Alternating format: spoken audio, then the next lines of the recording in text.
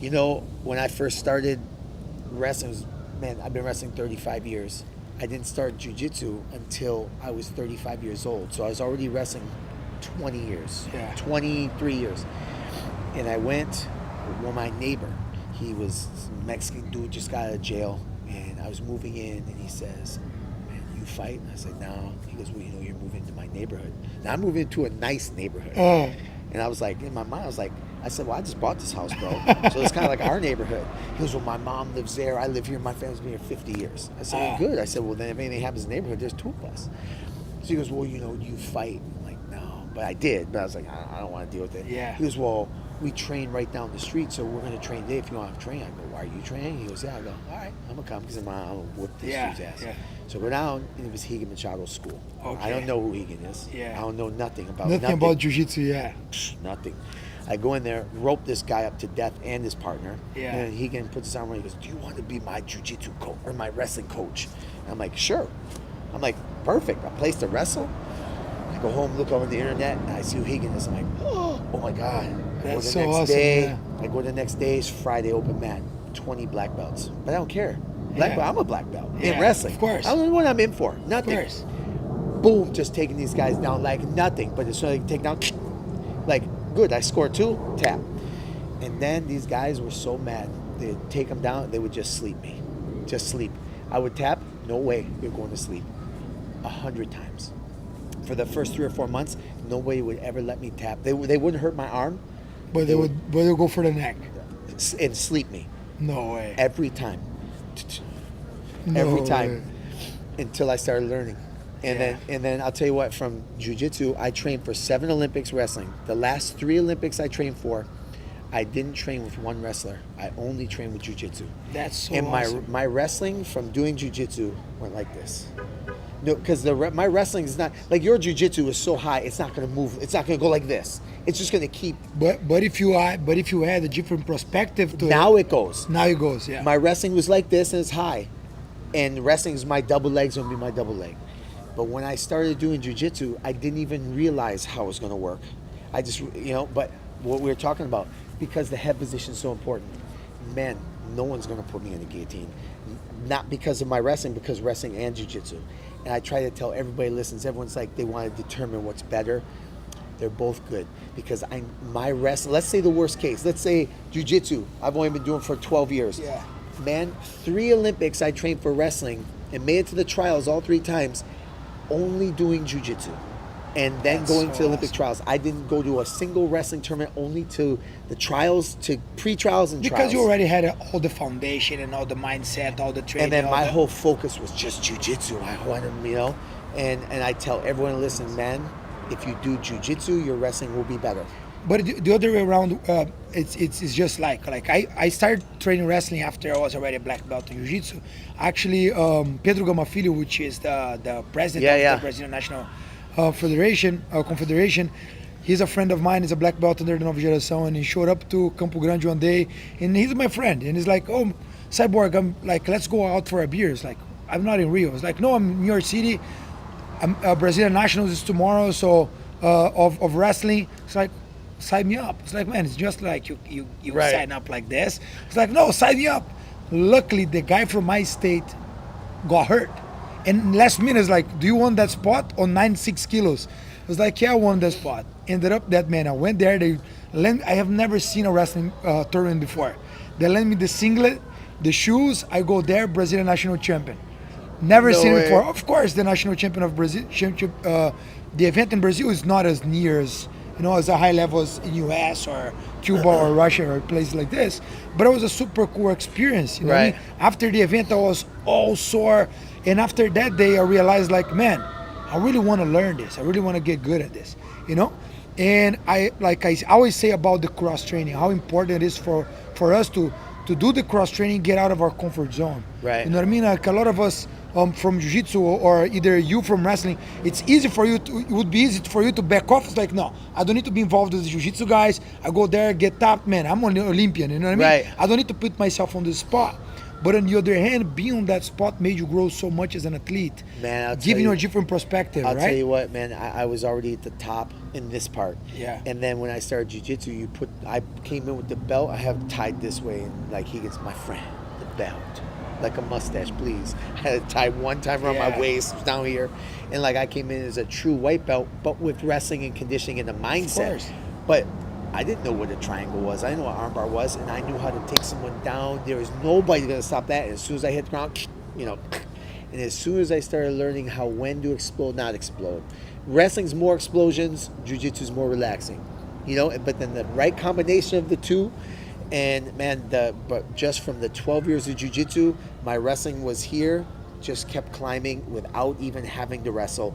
And my jiu-jitsu started with a different foundation because of the wrestling, but grew. And then my wrestling got better for jiu-jitsu, jiu-jitsu getting better because of jiu-jitsu, going back and forth. And so everyone that listens, I try to tell them, I don't care if you don't like jiu-jitsu. I don't care if you've never heard of it. I tell all my wrestlers, it's mandatory. They do one jiu-jitsu class a week.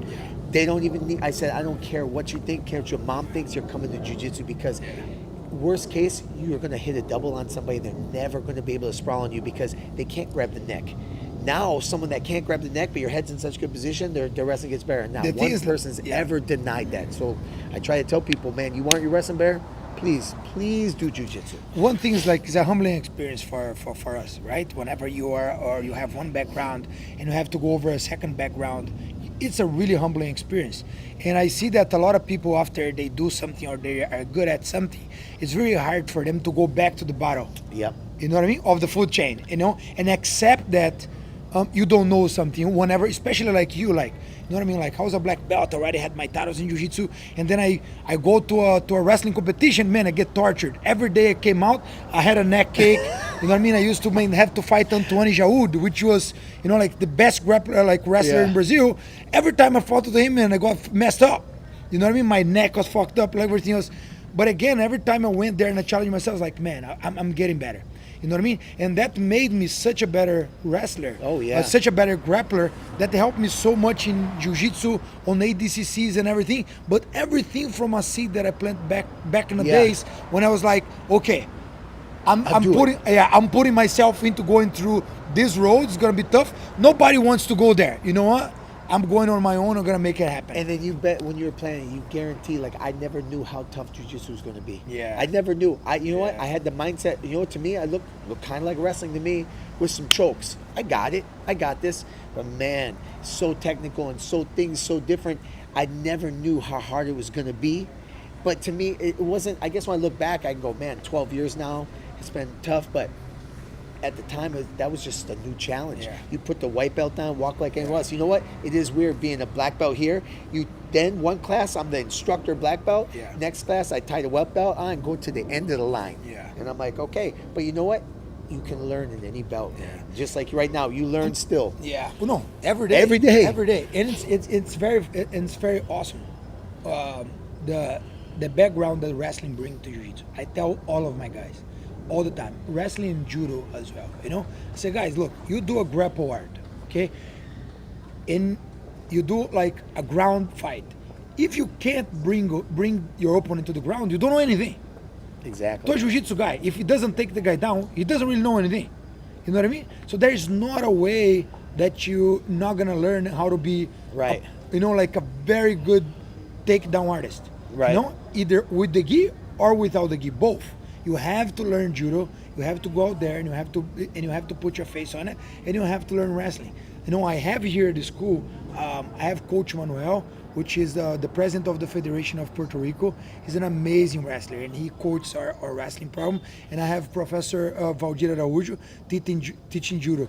And since the fundamentals class, all of my students, they have to go through wrestling and judo. Right. You know what I mean? I mean, I wish that since I started jiu-jitsu, I had someone to tell me, like, man, go out there, and learn how to take down. Right. We learn how to be lazy first and play off of our backs. I mean, if I could be doing jiu-jitsu for 35 Can years, you imagine? With wrestling the same? No, and today is happening a lot, because jiu-jitsu is much more common here in America, in US, and I see that a lot of my kids, they start in jiu-jitsu and then they go to the wrestling programs in school. in the schools, so they can do it for. But they already have a background, so they have the background of jiu-jitsu. They go to wrestling, They already make of themselves a different Right. wrestler, and then they have it both, and then they come back to jiu-jitsu. You know what I mean? Yep. And the other way around as well. There's a lot of wrestlers coming to jiu-jitsu to get a little bit of that Like knowledge. they come in, I have a lot of Hold kids. on, so now we can just do like a nice little. Yeah. A lot of that was great. So just Yeah. somehow kind of wrap it up Yeah. together. Find a little like closure, like Yeah, a no worries. common Okay. thing. And Yeah. So I mean that's probably the thing too. That there's guys that say we're starting with the kids, which is now where it is. Kids, they come in. Most of them, they're gonna find whatever they're doing. Let's say they see wrestling in school. Yeah. And they're wrestling, and then they find jujitsu. Then they can go both and grows their game. I got a lot of wrestlers that come to my school. They've never seen like Muay Thai in person. They've never seen jujitsu. And I say, they look and they, what's that? I'm like, come please take the class. I teach the fundamentals, so come take the class. So now they learn different things, and so foreign. Like I don't even sleep on my back because you get scored on in wrestling. Yeah. I sleep on my side. No one's scoring, Yeah. right? You know, and my daughter, she'll sleep on her back. I turn her and but now they can see, I'm like, man, get comfortable on your back. Don't be on your back. Learn, like for me, I have to put myself on the back, learn to play the guard, retain the guard. And I think it's good these kids now are learning the grappling arts, like you say, are wrestling with, or judo with takedowns, jiu-jitsu on the ground in field. And they all get to now watch MMA. So they get to see, oh, I want to try that. And it brings them into the school. Yeah. Then you hook them into, they come in thinking they're going to do punching someone in the face, and they start off learn how to hip escape. Boom, takedown. So it's nice. Again, like everything coming from being humble enough to go through different martial arts. You know what I Yep. mean? To always empty the cup, to Yep. understand that there's always new knowledge to come, Yep. and let them grow. You know what I mean?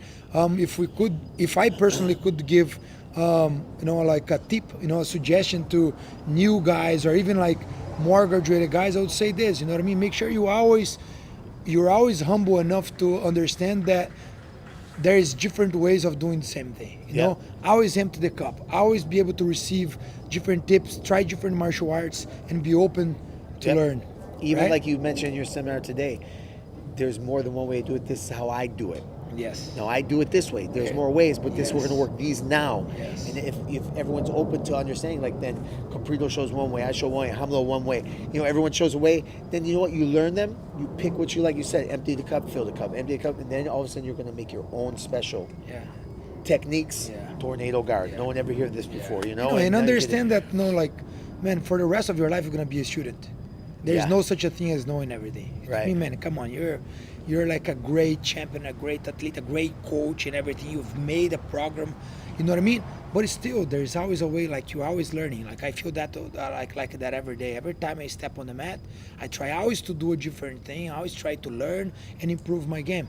As soon as people understand that there's always a way of being better, they're not gonna stop. I always say you have to learn, then you have to learn to teach, then you teach to learn.